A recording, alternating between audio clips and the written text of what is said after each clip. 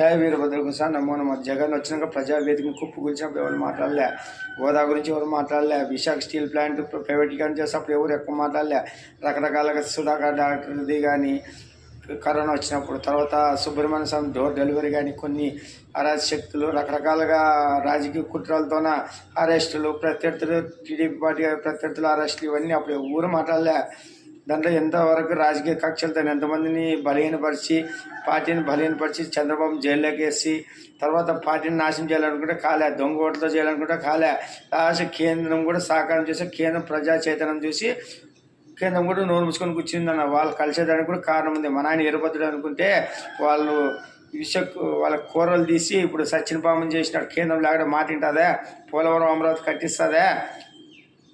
కట్టలేదు. అందుకే మా నాన్న ఎవరిని ఎక్కడ పెట్టాలో తెలుసు. కేంద్రంలో వాళ్ళని మెడలు వంచి ఇప్పుడు ఒక పని చేపిస్తుంది. ఇప్పుడు పోలవరము అమరావతి